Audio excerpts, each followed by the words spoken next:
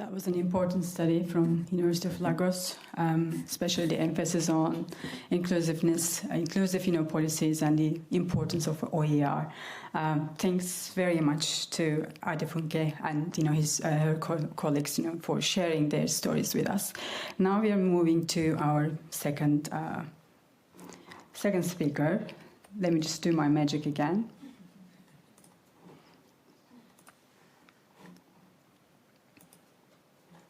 I will now invite Carli Spina to the stage, please. And Carli Spina is from Fashion Institute of Technology. That's very interesting. We were just talking about that place as a place. And Carli is an associate professor and head of research instructional services at the Fashion Institute of Technology, which is a part of State University of New York institutions. So the floor is yours, Carli.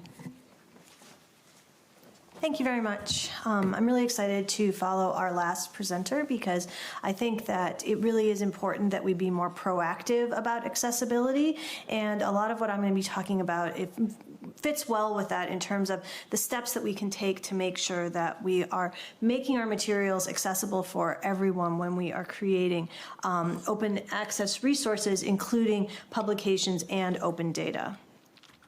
So first of all, I will say that if anybody would prefer to follow along with the slides on their device, that QR code will take you to a copy of the slides.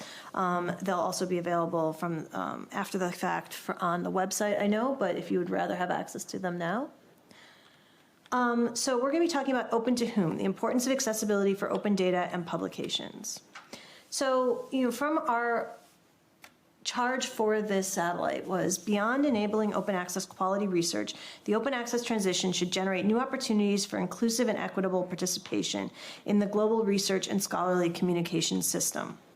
And for me, one thing that I really often think about is who is able to actually participate in that system, because currently there are a lot of barriers for many, many different groups, but particularly for people with disabilities who use assistive technologies. Many of the things that we consider to be open access resources are not going to be available to them. So why is this really important? Well, let's start with some disability demographics. Approximately 1.3 billion people worldwide have a significant disability, according to the World Health Organization. And this translates to about 16% of the population. And research has shown consistently that disabled people are underrepresented as students, particularly the higher you get in the education system. So at the graduate level, they're particularly underrepresented. They're underrepresented as academic faculty, and they're underrepresented as professionals, particularly across the sciences. And in fact, when we're talking about graduate education, it's also, the disparities are often found to be higher in some of the scientific fields. So what are some of the problems that are causing this? Well, one problem is repositories and discovery solutions themselves have accessibility issues. While this is a little bit different than making actual documents accessible, which is the main focus of what I'm going to be talking about today, I do think this is a really important starting place, because even when organizations are taking the time to try to ensure that they are making the documents accessible, they may not be on top of whether or not the places where people are looking for these documents are accessible. And as we know as librarians, if no one can find the resource, they're not going to be able to use the resource. So I think that a real starting solution for us is you have to start with a focus on web accessibility when you are at the level of creating a repository, running a publication. So if it's, if you host journals, is that website regularly tested for accessibility? So the repository, the website, the database, the discovery layer, all of that should be compliant with the Web Content Accessibility Guidelines 2.0 to at least a conformance level of AA. And what that does is that is an international standard, as our last speaker mentioned, for creating content digitally that is available to different types of assistive technologies and that works for people with a variety of different types of disabilities. So it will help to ensure that you are more accessible not only to people who use assistive technologies, people with visual disabilities, but also people with cognitive disabilities, people with hearing disabilities, people who may be epileptic. There's lots of different groups that will be assisted by making sure that you have WCAG compliance. And often the same things that make sure that you're WCAG compliant will also help overall usability for your site. Another thing that I think is often overlooked is that there should be clear contact information specifically for reporting any accessibility issues, because a lot of times people might encounter the fact that they are not able to access a resource that they want. And then if they don't have a way forward, if they don't have someone that they can contact to request that they have access to an accessible version, that might be the end of the process for them. They may not be able to go any further. And I think that's particularly true when we're talking about some of the groups that open access really is designed to reach. We're talking about reaching people who might be independent scholars, who might be members of underrepresented and marginalized communities. They may not have access necessarily to a librarian who's able to help them through the process. They might not be able to go to someone and say, can you request an accessible copy of this? They might come to an inaccessible point and just decide that that's where they have to give up their search. And when all possible, all content should be discoverable in multiple ways to facilitate discovery by those using a variety of search methods and also assistive technologies. So I think that one of the best ways to make sure that you're accessible to more people is by making sure that you're accessible in multiple platforms and through multiple different discovery means. So then another major problem is that documents and data sets themselves are solely available in inaccessible formats. And so I want to talk about some of the solutions for this. So I think that what we really need to be thinking about is how can we ensure basic accessibility and plans for remediation. Now, the reason I'm framing it that way is because I think it would be amazing if we could make everything fully accessible to everyone overnight. But that's not usually going to be possible. And I think sometimes people become sort of overwhelmed. They think, oh, I'm not able to make something fully accessible. I'm not able to reach that point. And then it can be, in the face of that sense of being overwhelmed, they decide not to move forward at all. So I think that what's really important is to focus on trying to think about how you can make improvements that are meaningful steps forward, combined with a plan for how you're going to remediate things if someone reaches out and says that they're not able to access an item. And if you combine those two, you'll be able to have a great impact. And you can slowly continue to try to improve accessibility, but you'll be able to have an initial quick win impact that really is meaningful to users. So how might that look? Well, first of all, I always advocate that you provide access to multiple file types whenever possible. Different assistive devices may work well with different technologies, particularly when we're talking about proprietary platforms. Not all assistive devices work well with them. Not everyone has access to those proprietary platforms and proprietary software. And so I think that sometimes we miss a real opportunity to do just the simple step of providing access to files in multiple different file formats. A lot of times repositories, databases, they have their one file type, and even if someone submits in a different file type, they convert it immediately to, say, for example, a PDF, which isn't necessarily a very accessible format a lot of times. Having that ideally just publicly available in multiple file types would allow someone to independently access this material if they can't use one of the file types that you have. Now, if for whatever reason you don't feel that that's something that you can put on the open web, nevertheless retaining it behind the scenes can help with remediation. Then someone could reach out and say, I'm not able to access a PDF, and you would have available immediately this other file type to give them. And then focus on clear and accessible document structures. It is a huge improvement for accessibility to simply have a structured document. So that means no PDFs that are just scanned, please, ever again on a copy machine. But it also means no PDFs where you have exported them in a way that it strips out all of the accessibility information. That's at a bare minimum. But ideally, that means going through in the Adobe platform and trying to use the structure elements that are built into PDF, testing to make sure that they've been appropriately applied, such as headings, titles, captions, and all of that will make the document immediately more accessible to people who have disabilities. Then you want to avoid overcrowding, whether for text, data, or visualizations. That's really going to be a lot harder to visually navigate. I'm sure we've all looked at certainly journal articles that are, for whatever reason, in 10-point font. And particularly, maybe that made sense when they were printing it because it meant that they could print fewer pages. But now that so few things are going to be in hard copy, I think it's a great opportunity to reevaluate whether there might be a font size and layout that would be more readable. And pay attention to reading order of all content. And basically what that means is if you use the tab button, you can see what order your computer comes to different elements on a page, and you might be surprised by what you find in some of your documents for that. And generally speaking, most assistive technologies, that's the path they're going to follow. This is particularly important for things like where images are coming, where visualizations are coming, but also if you've got certainly a PowerPoint presentation and you've done a lot of manual movement to move the graphical images around, it might be that a screen reader is going to find those in a completely nonsensical order. For visual information, consider accessible graphic design. Never use color as the sole means of conveying information.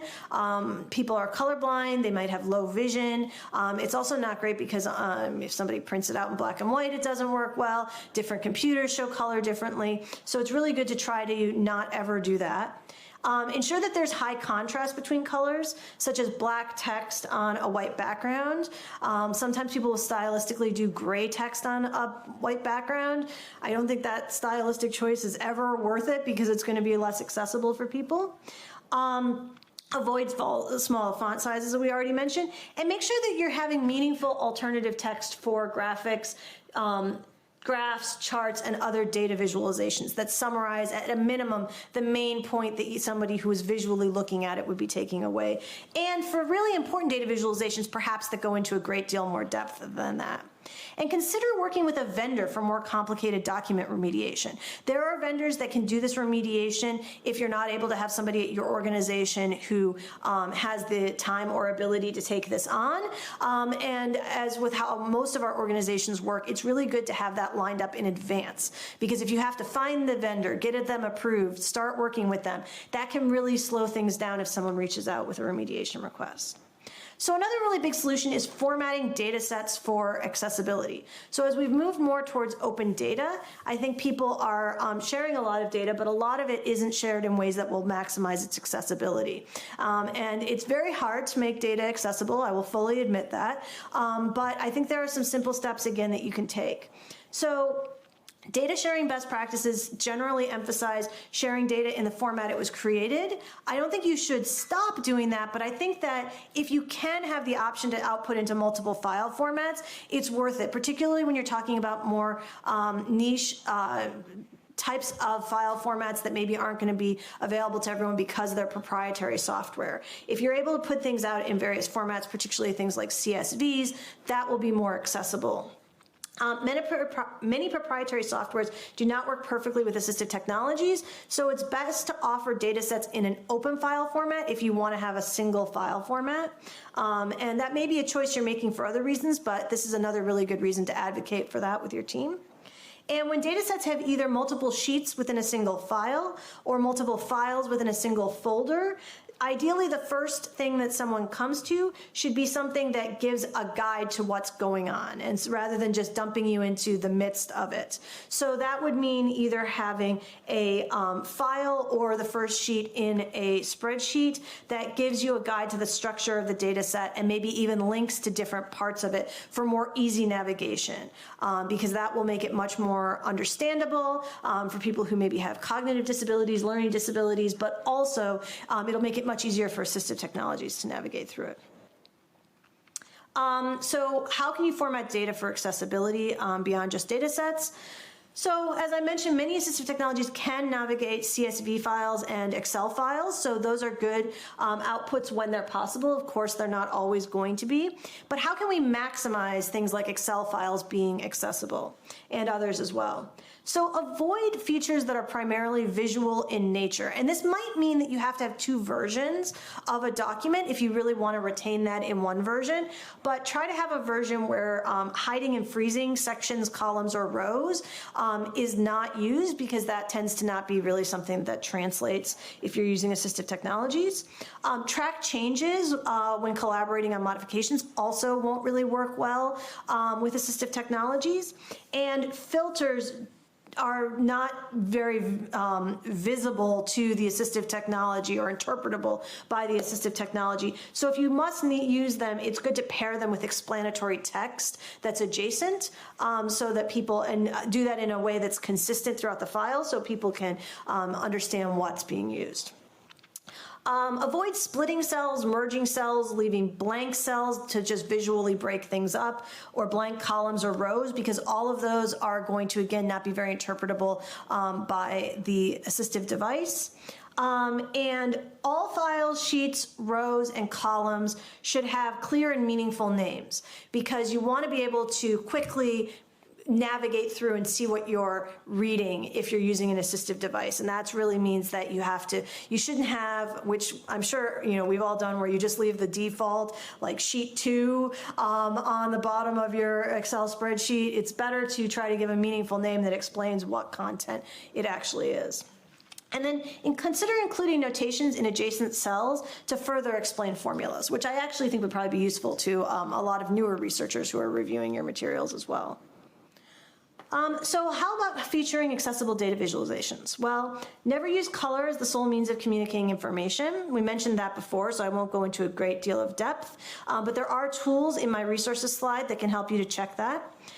Since interactive elements are often inaccessible, consider if you can have an accessible alternative if you're primarily sharing interactive data.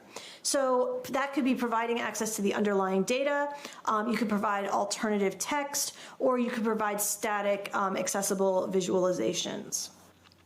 And try considering and encouraging scholars that you're working with to explore new techniques and new tools. A lot of people have been researching sonification, which is using tools to turn data visualizations into sound files that give you the same sense of what's happening with the graph, only auditorily. And that's really cool research, and there's a lot of tools that can help you to do that. And there are other tools such as SAS Graphics Accelerator, which is a free tool that is designed with accessibility at the forefront and helps people to design accessible graphics. So when it comes to sharing accessible PDFs, you may not even know that there is an accessibility button available in Adobe, because it may not be default in your tools pane, but you can always add it in the tools tab, and then you'll always have access to it. It does auto tagging. I always recommend checking it, but that means you can relatively quickly add tags to a document, at least as a very quick accessibility measure. There is accessibility checking and reporting features that, again, let you do quick automated reviews. There are features to help you add alternative text and to see what the reading order is to make sure that it's what you want it to be. And it's important to ensure that all PDF content is tagged properly using a hierarchy that's really similar to what you find in HTML if you've worked with that before, because that's what's going to give you that structure to the document that an assistive device can then move through more quickly. That means that you should never print to PDF, as tempting as it might be, because that's going to clear out, if you did all that structure in your document and then you print to PDF, it clears all of that out. And within Adobe Acrobat, you can right-click on the empty part of the navigation pane and select accessibility tags in the menu to see what all is going on if you do need to make changes. So a couple last points. Another problem, I think, is when accessibility problems are found, there's no path forward, which I alluded to before. So I think you need to think proactively about a path for remediation. Offer contact information, as I mentioned, for people who encounter barriers, but also build a team of who's going to respond to those. Don't wait for the first request to come in. Have a plan in advance. And develop a workflow for remediating materials so that you have that in place as well and don't have to reinvent the wheel when it comes time to do this. So who has the skills already? Or are you someone going to develop the skills? If your team doesn't have these skills already, can you outsource this to a vendor? And have you budgeted in terms of someone's time or money to be able to remediate upon request? And then I think another problem, and this has to do with scaling these solutions, is that scholars aren't aware of how to make their own research available and accessible. So I think that that's also something where we can all take on a training role. So we should add accessibility to the training and submission process. When we're training scholars, we should be reminding them that they should be making things in an accessible manner, sharing these relatively easy tips that will go a long way towards doing a good job of making material accessible, particularly when it comes to things like structuring documents. So involve scholars in the process is going to be great because it allows that understanding and awareness of accessibility and the necessity for it to spread throughout the whole ecosystem of research, but it also helps to scale it up. None of us probably have the ability to go through and do this manually for every single submission that comes across our table. So helping to have the researcher themselves know how to do this in the start is going to help make it a much more reasonable process. Many institutions provide instructions on the basic steps for document accessibility in the submission instructions for their repository. You can also integrate accessibility into the training for research and scholars and graduate students at your institution. And I would say if you are doing this, encourage scholars to highlight the accessibility of their research output when they're applying for grants, because that's something that really shows that they are thinking about how accessible and wide-reaching their final results will be. So thank you very much. I am going to also share with you resources and further reading, so you can go and look at those more later, and the links will take you directly to some of the things I talked about. If you have any questions, I'm happy to answer them, or you can email me as well.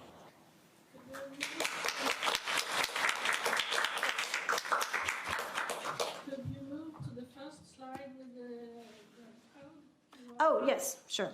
Thank you. Oops, too far. There we go.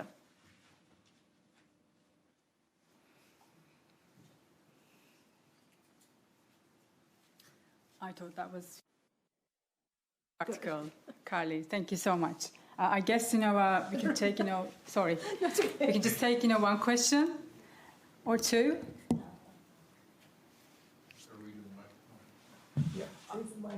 Okay. Sure. Is that okay if we start with, from the back? Okay, that's fine. Okay.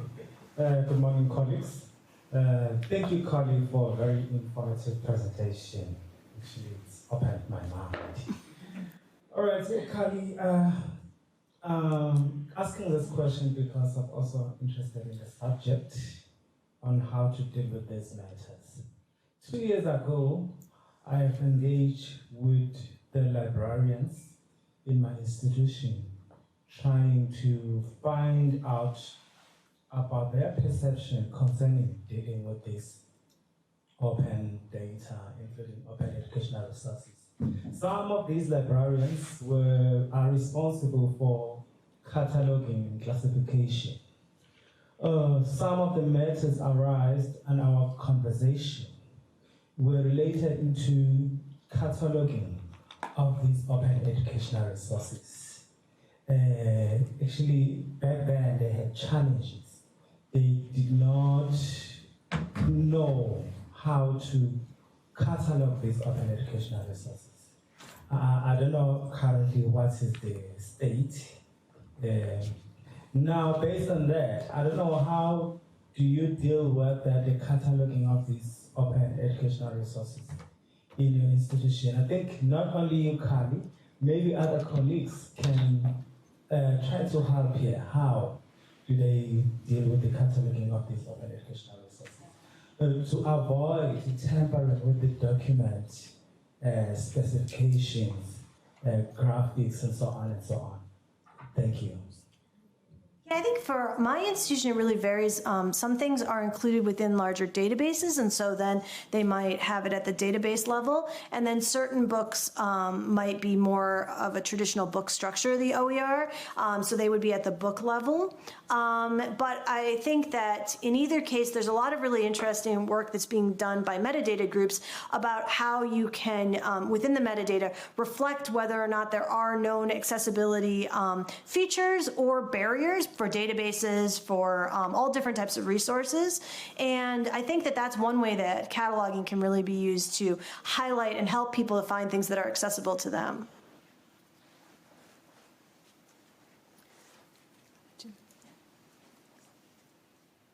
This is an ignorant and simple question. You said, do not create a PDF by printing Word to PDF. Should we then be using Acrobat itself to create a file from a PDF? Or is there, what's a good way to create it? So when you're exporting from many different types of word processors, there is so for example, if you're coming from Microsoft Word, or you're coming from PowerPoint, or you're coming from Google Documents, many of them, there's the option to print to PDF, but there's also the option to save as a PDF. And if you print to PDF, for whatever reason, because of the way they've done that, probably because it is more like printing, the first thing it does is it strips out all of that additional structural information. So when it becomes a PDF, then Adobe no longer has access to that.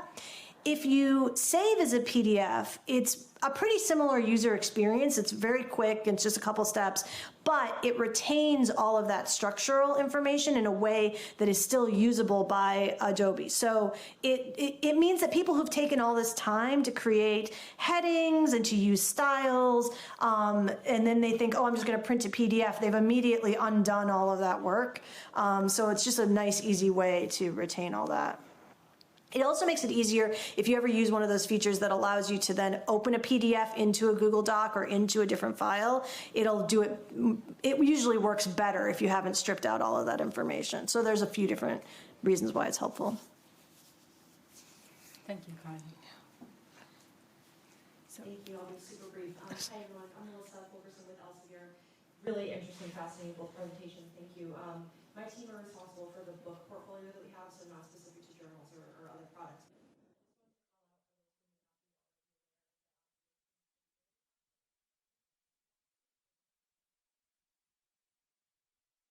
Certain level of accessibility for their book programs, and EPUB as a file generally hits all of the notes, Carli, that you were mentioning before around color contrast, alt text, things of that nature.